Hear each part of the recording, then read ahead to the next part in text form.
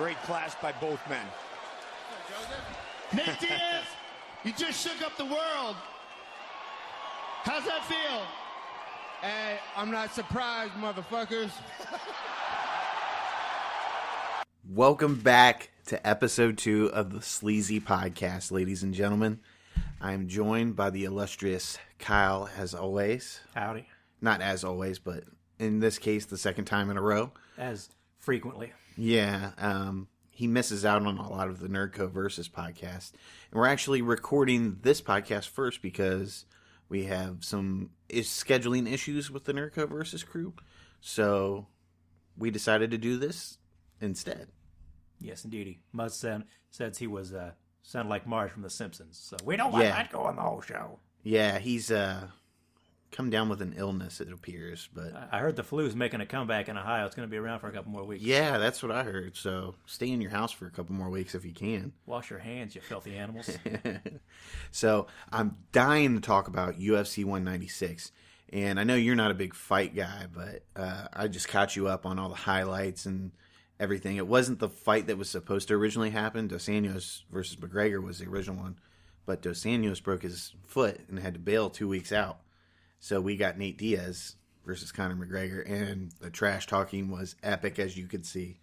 The YouTube stream is well worth checking out in its either edited or unedited form. Either way, it's pretty hilarious. Yeah, I mean, the one Fox Sports interview, you couldn't even hear him talk because it was just beeped out all the way. It was that many motherfuckers and fucks. You could tell even the interviewers were kind of enjoying it. Yeah, they were cracking up. But, I mean, the fight before that was awesome. It was Holly Holmes versus Miesha Tate, which wasn't... Of course, Holly Holmes is the one who beat Rousey. Yeah, and it wasn't supposed to be that way. That was supposed to be, the Ronda-Rousey rematch, and she just wasn't ready to come because she's supposed to be filming, but she's not filming, so she's not supposed to come back to the UFC till September or October or something like that. She's scared. They put Miesha Tate in there to fill it in, and they're like, Miesha Tate's going to get ran through. And Miesha Tate, she was losing all 4 rounds. It got to the 5th round, and they told her trainers were like, you have to do something. What'd she do? She puts Holly Holmes to sleep. I mean, puts her out cold. That's how you got to do it when you're behind. You got to get that one punch, get that submission hold. I've always been a big fan of the submission holds, but it seems like anymore it's a knockout sport. Most of the time, it's like that first or second round, they go. But UFC 196 was all about the submission holds. I mean, and then, Diaz had a good match with Conor McGregor, and he pulled off the upset. I mean, nobody thought he was going to win.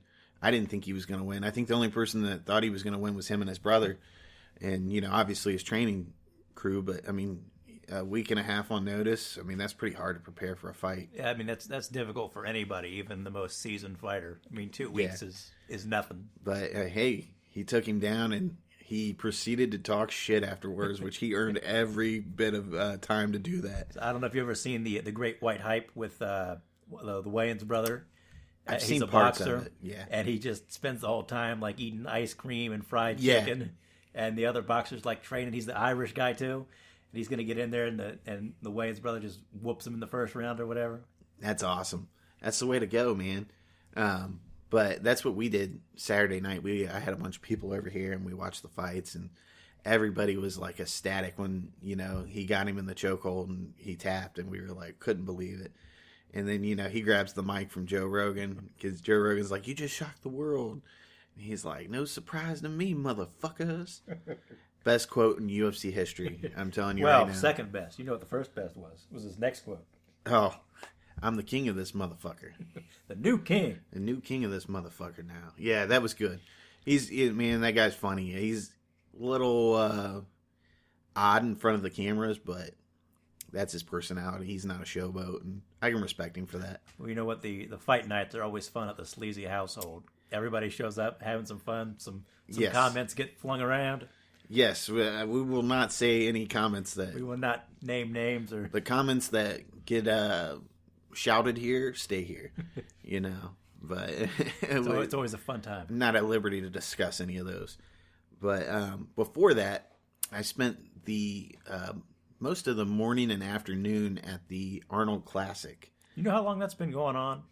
Isn't it? It's got to be like 20 years or something, doesn't it? It's been around for a while. I mean, I went in '95. So it's, I've never gone myself, but it's been around almost as long as I can remember, at least. The first time I went, I was like, I want to say it was before '95, maybe '94, '93 or something like that. And at the time, I was like 8 or 9, and I was like 5 feet away from Arnold. And of course, when you're young, it's just cool because even then, you know Arnold. You might not know the weightlifting and all that, but you knew Arnold. But he had his posse around him, so you couldn't really get to him. But I'm, 8 or 9, and I'm like, holy shit, like I'm taller than Arnold. And like at that point, I was like, this is the last action hero, and I'm taller than him.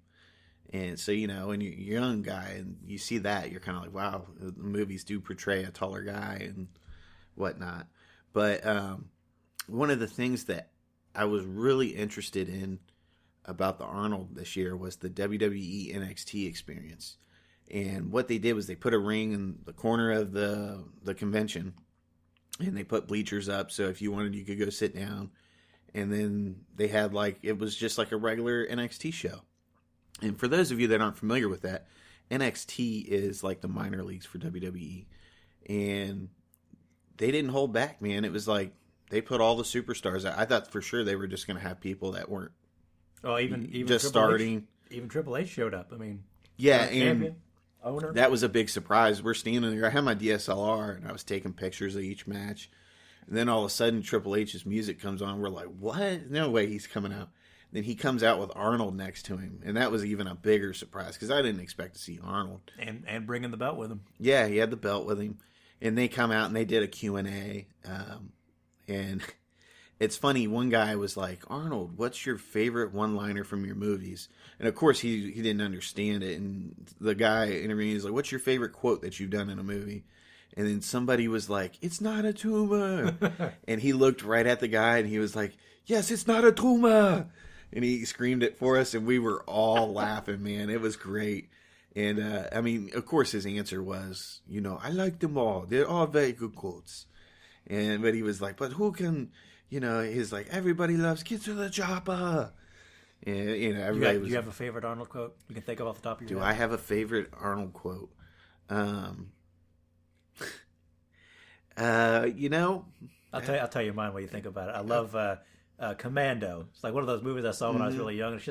It's right in Arnold's wheelhouse. And of course, he throws the steam pipe at the guy and he says, let off some steam. And in the same movie, he throws a saw blade at one of the henchmen, and his line is, stick around.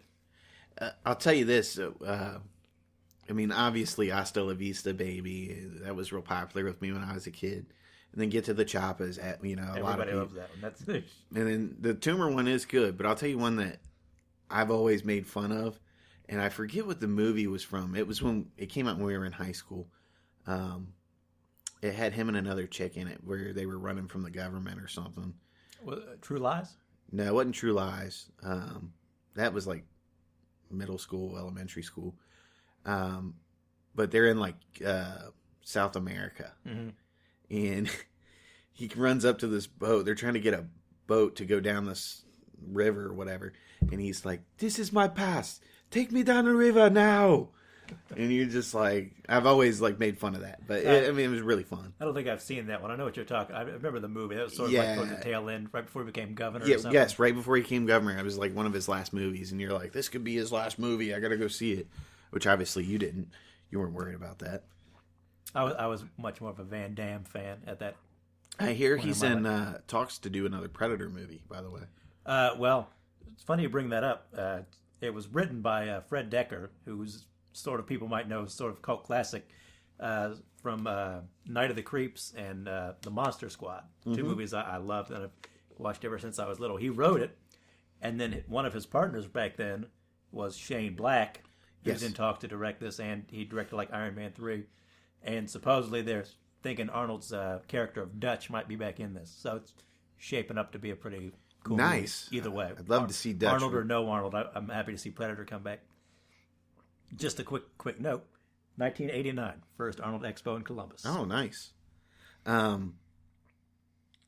So, I mean, anyways, they do the Q&A, and then he leaves, and then Triple H does a Q&A by himself, and then after that, we didn't think we were going to get to see, but we saw the women's champ Bayley, and then Finn Balor's.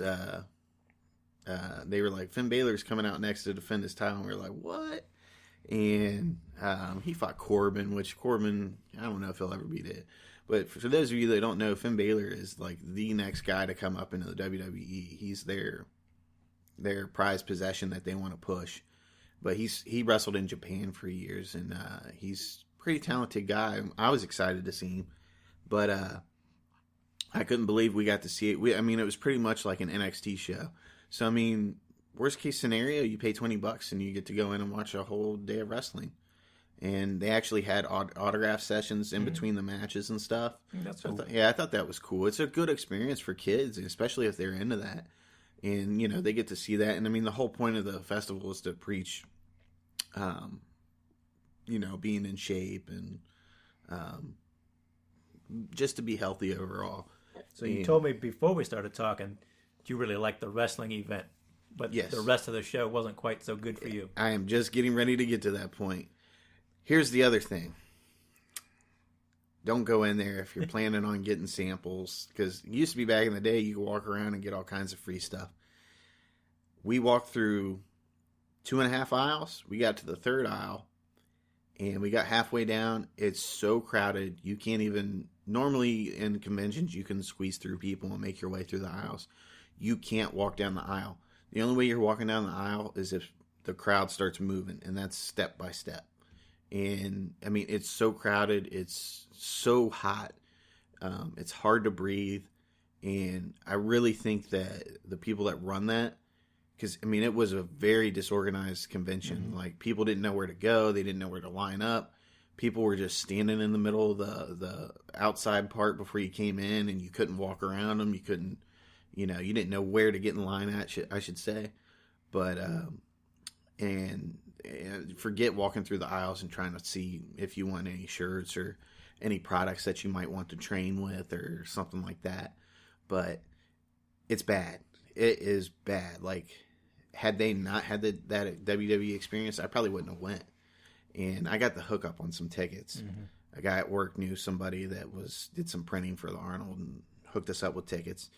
And I'm glad I didn't pay for them, because I would have been very upset. And when we were making our way out, we tapped out, dude. We were like, we can't do this. This is too much. We're going out. And as we're walking out, there's at least 5 or 10 people doing the same thing as us, bitching the whole time. Like, yeah. I'm never coming back. It says here that they brings in over 175,000 visitors over the weekend when they have it. Yeah. And don't they have it at multiple places, like within a couple blocks of each other? They moved all the competition, like the weightlifting and all that, to the fairgrounds. So you would think that would cut down on some of the traffic. No. You wonder if everybody's thinking that's where Arnold's going to be, so they come to the one spot. Yeah. Well, and that and the free shit, that's what the Arnold's known for, getting free samples of stuff. But trick-or-treating for adults, anyways. It's very... I don't know. They need to do something, because eventually people are going to get tired of it. But at the same point, they're still going to make money because it's the Arnold. It's a worldwide event now. It used to just feel like a... But the whole time I was in there, I kept thinking, like, man, this is like one spark or fire away from a disaster. And I don't know how, like, the fire department, let them go through with that. But they have a whole nother floor at the Columbus Convention Center, and they need to just start spacing it out and making 2 sales floors just to get the crowd away, Which, it's still going to be crowded, but it is what it is. It's the Arnold. But I'm done with that, so I do want to talk about this. I'm going to go ahead and go into the Douchebag of the Week award. DB of the Week. So I'm driving home the other day, and for some reason, people in Columbus don't know how to yield or get on the freeway. I'm maintaining the speed limit, or maybe 5 miles per hour over. This guy just blows past the yield sign, and he's just maintaining the same speed of 35 miles per hour or 40. He's not making an attempt to get onto the freeway. Let's just say that. He's not helping himself. He's riding that off-ramp lane. Yeah, like it's a side street or some shit, you know. But waiting to run out of room. So I'm like, I can't hit my brakes because there's people behind me riding my ass. So you know what I did? I sped up, and he puts his thumb out the window and gives me the thumbs up. And I'm like, that motherfucker. So then he speeds up. He speeds up and gets right on my ass. And I look in my rear view, and he's like not even holding his steering wheel. He's clapping behind me. clapping. And I'm like, what the fuck is this dude doing? And then he's got his moonroof open, and he's putting both of his hands out the moonroof with his thumbs up. I'm like, this dude is a first-class asshole. And he's going on my douchebag of the week award. But anyways, so I slow down, and he goes around me, and I stare him down, and he looks over at me and turns his head like immediately back on the road like he was terrified and sped up and got away. He thought you were buddies there for a second, and he didn't realize that you were plotting his murder. Everybody's a fucking road warrior until you call them out, and then they fucking speed away. That's what I don't get. Like, yeah, I always thought it was pretty simple. You come in to that section where you got to merge. Somebody's either going to slow down or speed up or maintain speed and just kind of. I don't mind. Work together. I don't mind if you don't yield because I'm guilty of that. But if you're not going to yield, speed the fuck up and get on the freeway. I mean, what if I told you that the ramp was designed for you to achieve the speed limit of the freeway so you get on and you don't have an accident? But some people don't know that. That's why, I mean, you go to some of these places, you see those off-ramps. They're a mile or two long sometimes because they want you to get up to speed and merge. Hey, let me tell you something. Every damn day there's an accident on the freeway. And coming home to meet you here today to podcast took me an hour to get home. Why? Because there's an accident. And it's always by a ramp or a busy part where somebody's trying to merge or get over to the next exit. And you know what the problem is? People are either too damn slow or they think they're fucking Paul Walker on the freeway. And speeding in and out of lanes, cutting people off. Folks, you need to stop. Because if you think you're being like Paul Walker, I got news for you. Like him. It doesn't end good. It does not end good. So just chill out. But the douchebag of the week award goes to the rich asshole in his Honda Pilot or whatever the fuck he was in. That, you know, I'm surprised he didn't flip me off, but he gave me the thumbs up. You know, I like to think that a turn signal and a little wave goes a long way to letting somebody know. It's like, hey, thanks. Well, he had his turn signal on, but he was going slow. I mean, he wasn't making an attempt to get on, so I sped up so he could get over. He's not going to turn into me. That's how I was looking at it, you know. But anyway, so last night, I get home from work. Buddy John, who, you know, he used to do the sports show, and he'll probably be on this show at some point. He hits me up and he's like, hey man, I got 2 passes to go see 10 Cloverfield Lane. I'm like, really? He's like, yeah, we got to get there at 7:30 though. And I'm like, okay, let me put my shoes on and I'm out. I know from the get-go you're not a big fan of these early screenings. No, I'm usually not, but I really wanted to see this. Yeah, I've only been to one myself. Because Mary Elizabeth Winstead is in it, and I just couldn't say no to that. I hear you. Yeah, and it paid off for a little bit anyways. But I rush out there, and when we rush down there and we get in, I'm very surprised they didn't check our phones, because a couple of times I've had to give my phone up, and I wasn't a fan of that. The one time I went, I don't recall if I don't think they made anybody give up their phones, but they were pretty adamant about keeping them out. Which I'll explain that here in a second. But so we get in, and it was on the IMAX, so it was a big theater. So really, you didn't feel like you were crammed in there. Past couple times I've gone to screeners, and it's been hellacious. They're usually pretty packed, and it's tons of man, I hate to say it, but it's just dirty people. And I mean, they're doing it to... The one time I went was the summertime. And it was like, I don't know how they got all these passes, but the whole damn family's in there. They're loud. They're screaming. They're all eating and throwing shit everywhere. And they're disgusting. You can hear them eating while the movie's on. And they were just real rude. I mean, I've always been by rude people. And I think that's part of that demographic they were trying to hit. I know, because I think you said somebody gave John the passes. A lot of places, they'll give him to a place, and that place will hand them out. He gets an email. So he gets an email, and he has to sign up they ask him, well, which movies would you want to see here? And then if he clicks on it, then they'll say, well, here's 2 passes. We have 2 available. But it really wasn't that bad. There wasn't that many unpleasant people in this time around. But let's get down to the movie. So, like the first half hour is Mary Elizabeth Winstead in her panties.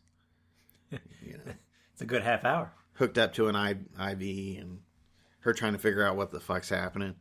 But anyways, to move on from it, it was a really good movie, I thought. They do a really good job of keeping you guessing of what the actual movie is about. And John Goodman is phenomenal in it, I thought. It was really good. So yeah, the movie kind of came out of nowhere. It was just announced like a couple weeks ago, really, I think. It's been done for a while, though. It got canned, supposedly, or shelved. I wouldn't say canned, but it got shelved for a while. And I think it was originally called The Cellar, which, I mean, it's not a cellar. It's a doomsday bunker. So a little different than a cellar. But, I mean, that bunker was sweet, man. He had it all. He had but the bathroom, the toilet was inside the shower. It was kind of weird looking. I guess when you're planning for doomsday, you got to save on plumbing. Yeah, and he was like yelling at, like, through the whole movie, John Goodman's like yelling at him like, "Now we can't be using too many flushes," So like, you could tell these people were holding their piss in, and before he let them piss and all that. But it was good, man. Like you didn't know what the movie was truly about until the end, and the ending made the movie like so much better. That's good. I kind of like, sometimes you watch some of these movies and these trailers, and it seems like they're holding back information for no reason. Right. So sometimes it's nice to kind of go into a movie and actually not know what it's about. To figure that out. Yeah, as the movie goes. You really, from the trailer, you're like, what the fuck is this movie about other than them being in a doomsday shelter? But, the ending really paid off and made the movie. And to me, that's what makes a great movie. So, and it got good reviews too, so. But I strongly suggest everybody go see it. The IMAX made it sweet too. The sound just hit in certain spots. It's just regular IMAX? It wasn't 3D or anything? It wasn't 3D. You know me, I don't do 3D. Yeah. But it was really good. But man, I'm looking to see Brothers Grimsby this weekend too. So, like I said, I'm not a huge Sacha Baron fan, but this one looks like it might be right where I need it to be. Yeah, it's going to be funny. So, have you seen like the test footage where they screen people that are watching the movie? I saw something about it where it was they wouldn't show you what they were watching, but it showed the people's reaction to it or something. And they were all like crazy looking. It's going to be good. Screaming. Yeah. I've heard great things about it. Too bad I couldn't get a screener to see that. But it's good to see comedies with a bunch of people though. Yeah. There's always somebody laughing at some part that maybe you didn't get, and then they're laughing makes you laugh. I feel like there hasn't been a good comedy in a long time. It seems that way, but I think it's just because so many comedies anymore just kind of come and go. Yeah. They're funny while you watch them. You don't really think about them anymore. But this looks like it could be a really great one. So I like I don't know the other actor in it. The British actor, he's in like those Jaguar commercials. He's like the typical British villain. Oh, yeah. He's always kind of fun in those roles, I think. He's always a bad guy, though. So this is a different role for him. So I like a good action comedy mashup. We'll have to see how this one goes. Yeah, I'm down to see it. So if you're free this weekend, we can hit it up. I have to find some. It's almost the start of movie season. We're gonna have to start putting some dates on the calendar. Oh, I know one date that's on the calendar. That's in 2 weeks from today. We're gonna go see Man of Steel. It's gonna be old Bat flick. Not Man of Steel. Batman versus Superman. Dawn of Justice. So, and we got some standees at work of Batman and Superman. Gonna try to steal them when they take them down. It's got a little the Bat Superman symbol kind of lights up. Just go write your name on the back of them. That way, you'll have it secured. Have to do that. So, how about Bernie Sanders pulling off the upset in Michigan? Feeling the burn. Totally. I think it wasn't, and it's an upset, but it was still a really close race. I believe it was like 50% to 48% last time I checked or something before everybody was coming in. 48.8 to 48.3. So, but as anybody will tell you, a win is still a win.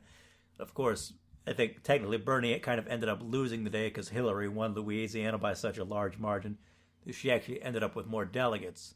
But Michigan will be a bigger deal in the general election than Louisiana will be.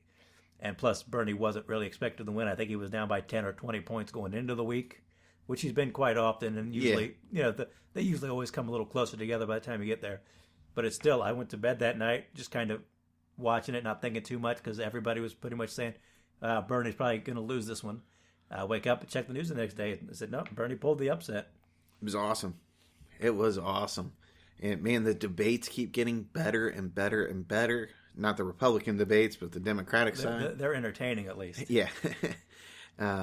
I mean, we were just watching the news. The guy got beat down with an elbow to the face at a Donald Trump from an old guy at the Trump convention. Yeah, the Trump rally. But no, man, the Democratic debates have been phenomenal. I skipped the debate last week, the one before Michigan, but the one from the other night that was after Michigan was pretty phenomenal, especially for Bernie. Yeah, Hillary is just. I mean, she's throwing the gloves on, since it started. But Bernie's taking some shots back at her now. He's getting aggressive, and I like what I see. I mean, Bernie's been preaching the same message for 20 years now, and he's had a long time to think about it. And he is.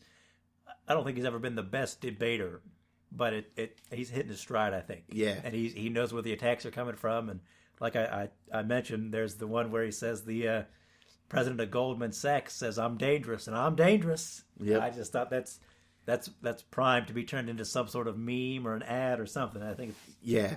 How about when Hillary was like, "Oh, we can't keep making money. The government can't keep making money off of our children that are going to school," and Bernie just like, "Well, Madam Secretary, that's a nice plan that you just copied. I've been saying that for a long time now." Yeah, and she just kind of had like resting bitch face, and she just didn't say anything. It's odd for, I think, people of our age, because I think we've grown up in this era where it's always been like America's going downhill. I'm sure you heard it when you were in school, like, oh yeah, our test scores are down, this is down, that's down, and you can see why people like Trump and Bernie have gained support, because people our age have been hearing this for the last 20, 30 plus years. And we want to move back up. You see it all the time. We're down in all our scores. Standard of living's going down. Middle class is going down. And even, like I said, even Trump on the Republican side says we gotta reverse all that. Yeah. And they're turning against the business as usual candidates like the Hillarys. Yep. And there might not be anything she can do to stop that one if Bernie can gain some momentum and get some wins. This election's all about the outsider vote, Unless you're on Trump's side. And then he's got his insiders, the David Duke and the KKK. Yeah. Excuse me, I'm yawning like a mofo up here. But it's that time, 9:12, almost bedtime for us. But we're old, It's a shame. Yeah, I know. Damn shame. Used to stay up till like 2. It used to be, this is like when you first started going out. It's like, 9 o'clock, okay, it's time to go out now. Yeah. Now it's like, nah, you want to go out? No, I'm in bed. It's time for lunch right now. I'm in bed. I got the covers on. I don't want to do anything. Yep. So House of Cards came out last weekend. From real politics to fake politics. Yeah, we're going from real politics to fake politics. House of Cards came out. Season 4. Yeah, how long did it take you to watch it? I sort of promised myself before going in I wasn't going to marathon it all in 1 or 2 days. Season 3, I marathoned like the first 8 or 10 episodes in like one day and then finished it off. So I watched about 4 episodes a day, Friday, Saturday, Sunday. My internet's a bit wonky, so I finished it up on Monday. I watched 3 on Friday night. Then Sunday, I watched it all the way up to 12. And then Monday night, I came home and I finished the last episode. I think especially this season was a season to savor, because we've talked about before on the Nerdco cast that season 3 was a bit of a letdown. It was kind of all over the map. It was still good. It was still good, but Frank got beat up a lot that season and didn't really claw his way back like he kind of does in this season. Man, Frank's a beast, though. I mean, dude gets shot, gets a new liver put in, then he's back at it campaigning, running the motherfucking country. Showing people how it's supposed to be done. Who wouldn't win an election after re-election after being shot? It's Frank's that guy. You got to hate him, but at the same time, you find yourself just rooting for him all the time. Like, what's Frank gonna do to get out of this one? He's got some plan, and then he's got a plan to follow that plan. Yeah. And if he doesn't have a plan for that, he'll just push somebody in front of a train. It's funny though. Like these past 2 seasons, like Frank hasn't always had a backup plan.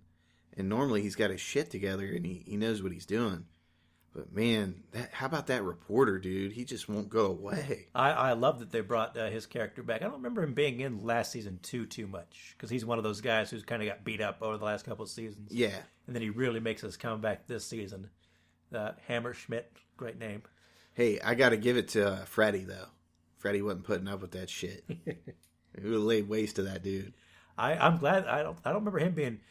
Last season, he was just kind of in it a couple times, and it was clear that he didn't really want to be with Frank anymore after Frank helped him mess up his restaurant and all that. Yeah. So I was glad he came back for the one episode or two episodes and really just said, Frank, you want me to come back and cook you food as a send off from me? Yeah. And whatever he said, and just throws down his outfit and leaves. Which I thought he was taking it the wrong way, but I mean, Frank would have cut him a nice check for that dinner. Sent him off with a, nice little going away present. But yeah, Frank that's just Frank's personality. It was really good to see Claire and Frank going at it early on in the season. Yeah. And you're like, man, is the whole season just going to be them like stabbing each other in the back the whole season?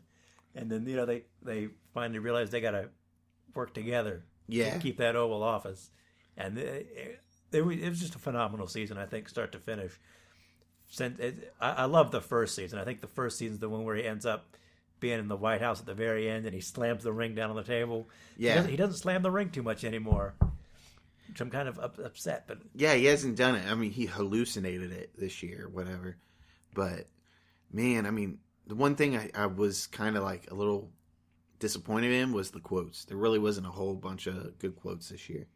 So there's some good stuff kind of mixed in, but like you said, it wasn't as prevalent as it has been, especially in that first season. And it was nice. I'm glad they brought back Kate Mara, Zoe Barnes. Yeah. And they brought back, I can't remember his name. Peter. Well, yeah. That's his name. Russo. Whatever Peter his name Russo. is. Corey, whatever his name is, from who was in Ant-Man. I'm glad they brought them back for those little cameos. Kind of starting to tie these things up. I'm guessing they don't have much more than a season, maybe 2 at the most, before they wrap this thing up. I could have sworn they said they signed him for 2 more seasons. I believe I saw season 5 for sure. Yeah. I think if they wrap it up next season, it's probably the way to go. But I wouldn't mind another 2. Kevin Spacey he rocks, and even though I didn't hear why and why. You guessed it. I still hate children. Yeah, that was great. That was great, man. Really, there was a little bit more fourth wall, but that's what makes that show to me. When he breaks the fourth wall and he talks to you. I still think my favorite one was, I don't remember if it was it must have been season 1 or 2, but where he doesn't say anything for a while and he just says, "Oh, did you think I'd forgotten about you?" Yeah. And, I'll tell you, one of my besides last year when he was like, you aren't owed anything, or what, that one his quote, big speech. Yeah, I mean, that's one of my favorite lines. But my all-time favorite line is from the very first episode when they offer him tickets to the ball or whatever, and he turns around, looks at the camera, and goes, "What does she take me for? A whore salivating over chocolate? Post-war Berlin? Stockings and chocolate or something like that?" Yeah. It's funny when he actually does like the South Carolina thing. There's one point in there where he's talking, where they're at the convention in Atlanta, and he says something like, "It's hotter than a streetwalker's twat out there." Yeah. But, I mean, so if you had to predict where next season's going to go, what do you predict? That's tough. I think he's going to win the presidency, and I think his liver's going to give out at some point. Yeah. And that's maybe the obvious way to go. So I don't know if they'll do that or not. But it seems like he's having trouble with it. So that's why I predict maybe one more season. Either he's going to lose, which I don't think so, or he's going to die at some point. How about Joel Kinnaman in this one? Is that his name? Yeah, I think so. He was in RoboCop. He was in one of your shows, The Killing. The Killing. I loved him. It was hard for me to take him seriously in this role because he's always played that, like, I wouldn't say thug, but the cool dude that, In this one, he's like the very slick, yeah, he's young, the slick, well-groomed New Yorker, and I like that when they're talking and part of the thing, and he's like, "You're a Democrat from the South, which pretty much makes you a Republican. I'm a Republican from New York. I'm pretty much a Democrat." And I was like, man, he couldn't be farther from the truth on that one, Oh, it's funny when they really hit on things that are Yeah. kind of with real politics. Sometimes you can see, I mean, in this season they go to an open convention, Yeah. which in real life I don't think we've seen in quite some time. And now you see how politics is shaping up right now with Bernie and the Donald, and we're going to be going to some conventions this year that might not be the norm. Yeah. So it could be some exciting political stuff. It might get pretty rowdy. I'm kind of upset, but kind of happy because they were going to have one in Columbus. I don't know if it was going to be I don't recall if it was going to be the Democratic or the Republican, because they're doing the Republican in Cleveland. So it'd almost be kind of fun to go up there and check it out. They're doing the Democratic one in Philly, right? I don't recall. Sounds about right. I think it's Philly. I'm not for sure though. But Just a good season. I'm looking forward to it after the whole time, kind of third season. the whole time I kept seeing Joel's character in House of Cards, I kept thinking like, when's he gonna be like, "Yo, Linda, can I get a ride?" Because he always said that in The Killing. He did have a hot British wife in this one. Oh yeah. Now Hannah. the whole time I'm like watching that, and every time she was like talking, I'm like, man, she is hot, and I could see people seeing that, but the Republican voters, I could see, I'm not voting for her. We're gonna put a British girl in the White House with him. No way. And I could see that. In this current political climate, that's Yeah, I mean, the whole time I was like, there's no way they could pull that off in real life. I mean, it just wouldn't happen. so it's a good show. It's Yeah, really good. Really good show. And then of course, we're not even like a week away from Netflix's next big show, season 2 of Daredevil. Oh, I know. That's gonna be great. That might be like a 1 or 2 day marathoner. We've got the toy show that weekend, so I'm gonna try to watch a lot Friday, and then hopefully a little bit Sunday, and then I'm on vacation that week, so I can sail through it at that point. But so we also got to see the Ghostbusters Big trailer review. Yeah, That we've been talking about this for a while. I think a lot of people have been talking about it for a while, and we've never really been on board with this too much. No, the idea is just not what I want to see. And I think the trailer just kind of confirmed that. I've seen a lot of mixed. I've seen probably just as many people like it or are hopeful about it as people who dislike it. But I have to say, Melissa McCarthy looks like she dropped a lot of weight, since her last movie. But so I may be wrong about the whole fat jokes that they're going to hit on, but I still think they'll be there. But we didn't see any in the trailer, at least. But we did see the stereotype that they fell into with what's her face, Leslie Jones, yeah, from SNL, the overweight, loud black New York subway worker. Yeah, it makes me sad because why can't she be a scientist? Why can't Melissa McCarthy be the street smart chick that knows New York? In the one scene, she was like, "I know the streets, so you got to make me on this team." And was cringe. whatever. Where they love, I can get the car. It's a Cadillac. I'm like, oh gosh. Yeah. And there's going to be more in the movie. There's going to be more of those. The thing that really pisses me off is what's the guy's name that's directing this? Paul Feig. I think we all always call him Paul Feig. I don't know if that's exactly how you pronounce his last name. I don't know, but I know I've said some pretty negative things about him in the past, and I believe you said he wanted to be a woman. Yeah. Which oddly enough, the Wachowski brothers who directed The Matrix, they've both had the procedure. They're both women now. Oh, really? So maybe Paul Feig should talk to them. I didn't know that. That's crazy. One of them had it done a couple years ago, and one of them just said it recently because somebody was going to report on it. Wow, So you might kind of shocked over that. Like I don't know how to take Paul that. Feig's their number. Yeah, he was like, "This is a reboot. This has nothing to do with the original," and he was like, "We want to make this a scary one with a little bit of comedy in it." And what's the first thing you see in this fucking trailer? They years ago, 30 years ago, yeah, 4 scientists or whatever answered the call to, and now it's their turn. It's like, and then they show the firehouse, and it's like, what are you trying to do? What are you trying to show me? They're trying to get people who like the original Ghostbusters to come see this one. Yeah, because obviously, to me, that trailer says we're not very confident on what we've made. I think Sony needs a hit. I mean, yeah, Sony as a company is kind of in trouble. And try not to think of me as, what's the word I'm looking here? I'm not sexist or anything like that. I mean, hey, you want to put women in there? Go for it. As long as the movie's good, I don't care. But, I mean, at least give me something decent to look at. And sorry, I'm going a little opposite way I should be going, but... Well, I'm glad you bring up the sexism argument, because I think that's the number one argument I see when somebody says, I don't really like this movie. The first sort of gut reaction is, oh, you must be sexist. But I'm sure this is one of the cringe-worthy moments of the trailer.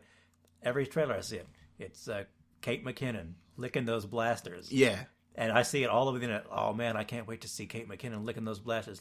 So it's sexist if I don't like the movie, regardless if it's an all-female cast or not.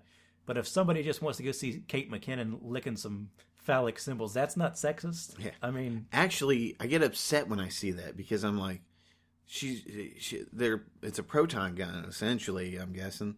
Then she licks it. Wouldn't she get, like, cancer or something from that? What do they call it? A nuclear... an unlicensed nuclear accelerator on the back. Obviously, that might cause cancer if you lick it. I mean, I'm just saying. I just want to throw that out there. But she licks it pretty adamantly, so... I don't know. I mean...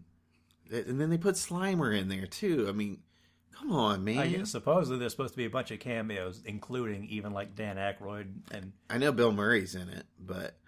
what are you trying to get at there? I mean, give me a reboot or add on to the... Yeah, give me a sequel. Make up your mind for me. Yeah, I mean, that's the thing that is kind of upsetting me.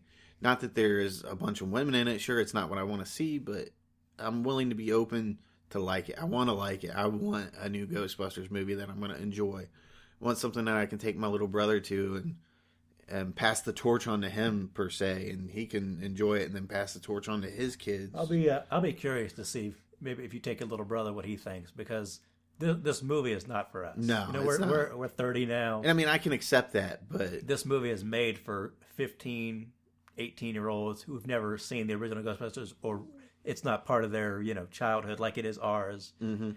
It's made for them, and they might like it, but it's not for us. And like I told somebody, no matter how much negativity there is from people like us, who we're not the audience for this movie. This movie's going to go on. It's probably going to, if it's even remotely good and funny, it's going to make a ton of money. People like us will go see it. We'll have some laughs, and probably won't even think about it again. Here's my thing. It's going to make some money, decent money. Blockbuster type money? No, probably not. Maybe 60, 70 million the first weekend, I think. I don't think it's going to do 100. What do you think? We're just going to have to wait to see. Like I said, if it turns out to be any kind of good... It might actually, I shouldn't say it. It might do 100 or whatever because of the name. Just the name recognition. But I think you'll eventually see it in the $5 bin movies at Walmart, I don't know, man. I don't see it having a lot of staying power. Yeah. Like the original. I'm kind of disappointed, but I'm excited because I know they want to do a Ghostbusters universe. So I know that there's going to be something else coming. I feel like one of my favorite scenes is in Ghostbusters 1, where it's Ray and Winston, I believe. They're driving at night, and it's just the two of them in the car. And they're talking about like the end of the world. Yeah. And sort of adding some subtext to what all this Ghostbusters stuff is about. And it's a really serious, like moody, creepy kind of scene, and it really sticks out. And I don't think there's going to be anything even remotely that serious to kind of anchor this movie. Right. And I'm kind of upset because I think there's plenty of room for seriousness and comedy, especially in a Ghostbusters movie. Huh. Well, I mean, we'll definitely see what they have to offer when does that come out? June? I believe so. It's going to be a summer. Yeah. I don't know, man. I want to like it, but then I'm just like, I don't know. See, I like the cast. I like Kristen Wiig's funny, Yeah, I mean... I think if the cast was a little different and the movie was a little different, So, do you feel like they're trying to make What's-Her-Face look like Egon from the cartoon? Oh, definitely. that yellow, the blonde hair kind of going straight up almost. The flock of seagull swoop that she's got going on in the I think glasses. It's definitely a sort of callback to that. And that's actually, it's funny you mentioned that because like when they show the ghosts are sort of very stylized. and I almost use the word cartoonish. Yeah. So The ghosts actually look pretty good. I mean, I'll give them that. So I think in a way they're almost going for like the real Ghostbusters cartoon tone for this, which I really like the cartoon. And I don't know if it'll work for the movie, but I try not to get too negative about these things. For all we know, the rest of the movie could be gold. So I do have to point out this, but there's one point where Melissa McCarthy's head spins around. At least like 90 degrees one way or the No, other. it spins around the whole way. Like, she's looking out the window, and then it spins around and looks at Leslie Jones. And she's like, oh, shit, or something, and she, like, pulls her down on the ground and smacks. Is that where she smacks her? Yeah, that's where she smacks her and smacks the ghost out of her. Smacks the ghost. She smacks her so hard, she smacks the ghost out of her. And, that line's probably coming up in that movie. This movie's going to be so predictable with lines and humor. But very broad. Yeah, and she's miraculously okay after her neck spins around. I mean, that a normal person can't survive that. I'm just saying. But I mean, even though ghosts aren't real, but give me something, I'm waiting to see if Chris Hemsworth gets some nice, funny lines. Yeah. Okay. As the Janine. Here's another unbelievable thing. So you've got these women, and they're all getting ready to gear up and fight evil spirits. They've got this big muscular dude that's a sissy, and he's their security, or not their security, but their secretary. Is that a little unbelievable, or, I mean... It really lends some credence when people say, it's like, oh, you're just making the women Ghostbusters, and you change the sex of the secretary. Yeah. It's like... This is not a subtle movie, by any stretch of the imagination. Yeah. This is, this isn't art here. This is a film where Sony wants to make some money. Yeah, but I mean I don't know. Bottom line. I can't say anything positive about the movie at this point, but I want them to I'll say two positive things. I like the trailer music. I like that sort of remixed Ghostbusters theme and the little piano thing. Yeah. But as people have pointed out, they did the same thing on a movie from last year that I absolutely hated, Jurassic World. They use that little piano intro to sucker you in. Yeah. But I did kind of like the remix theme with a little bit of dubsteppy stuff. I still think you're too hard on Jurassic World. But you're wrong. No, I'm not wrong. It was very entertaining. I like the new trap. It looks kind of like a bear trap with like the things on it. Yeah. So, and I did like the look of the packs. So, Now, if you turn your phone on and you have a picture of Kate McKinnon licking her pistols... I'm just saying. I did share that GIF. I've got it saved on my phone of just her licking the pistol over and over again. That's going to be my go-to when anybody says, "Oh, it could be good." I'm just going to post that GIF over and over again. I tried to post a GIF today on one of our posts and it didn't show up. It just showed up as the picture. I was like, that ad happens to me sometimes too. Like, you motherfucker! Just post what I want to post. How hard is it? Yeah, but I don't know. We'll see. As a diehard Ghostbuster fan, I mean, you're down in the... I got some Ghostbusters Funko Pops of yours here 5 feet behind me. Yeah, I mean, to behind you, to the left of you. I mean, they're all over the place here. Your firehouse you bought at the toy show a couple years ago. It's sitting upstairs. I need to bring it down here at some point, maybe put some lights in it, make it a nice decoration. Put a little, turn it into a lamp. That'd be cool. Oh, that'd be really cool, wouldn't it? Put it in a corner somewhere. Get some way to light it up. I could put that LED light bulb in it and turn it into a nice little lamp. That's a good project. Yeah, get a nice green light LED. I wonder if it would melt the plastic that is the... I don't think an LED gets too hot. Yeah.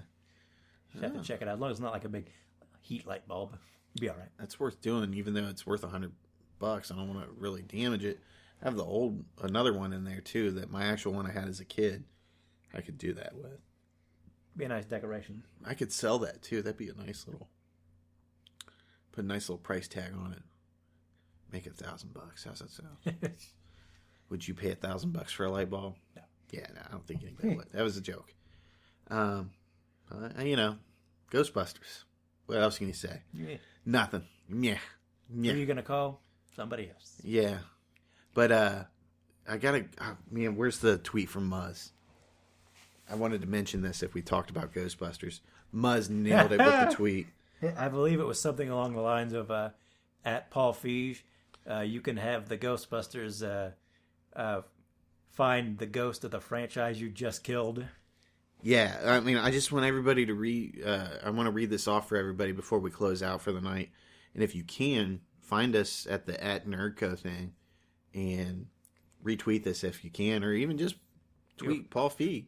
Feel free to share the heck out of it. I don't even care if I'm mispronouncing his name because he hasn't earned my respect. So, Bridesmaids was pretty funny. Bridesmaids was funny. I gotta say, I haven't seen a bad movie of his, but they're the same. You know what I mean? Yeah, I get the laughs out of them. How many times have I rewatched all of his movies? I've only watched them once a piece. Okay, so I'm looking here, and obviously Trump is dominating Twitter right now. Okay, let's go to our page and see what's going on here. Okay, so here's what Muzz had to tweet Paul Feig. Pretty harsh. He tweeted Paul Feig and Ghostbusters, and he put, in the sequel, they can capture the ghost of the original franchise. You know, the one they just killed. #Ghostbusters. So find that on Twitter and retweet it for us. But I'd be curious to know what Dan Aykroyd's thoughts are on the state of the franchise now. Because, you know, he tried for years to make that sequel. He was on Stern last year, and he was really excited about this movie and had nothing but positive things to say about it. So, hey, if Dan says it's going to be good, I got to hope Dan knows what he's talking about. Yeah, just tell him to go back to selling his tequila. Yeah. But that's all we got for you, folks. Let us know if you enjoyed it, if you hated it, if you disagreed with us. You can tell us to fuck off. That's fine. Perfectly acceptable. We will respond to you. And just a little reminder, the Sleazy podcast is sponsored by the Nerdco store. So if you go to www.nerdko.com, buy some sweet gear from us and help support the show and the Nerdco Versus podcast. And is it still necessary to tell people www? I always question that. I don't think so, but they know. If they don't know now, it's got to be somebody's name. You don't really need to even type in www. So I mean, yeah, I guess it's kind of pointless to mention that. Just Google it, you lazy bastards. Yeah, just Google it. Stop being a dumbass. We know you're sitting there listening to this on your phone, just scrolling through Facebook, not talking to anybody. Just Google it. Yeah. Go out and do something. No, don't do that, because then you wouldn't listen to us. But, all right, have a good one, and we'll see you next time. Bye-bye.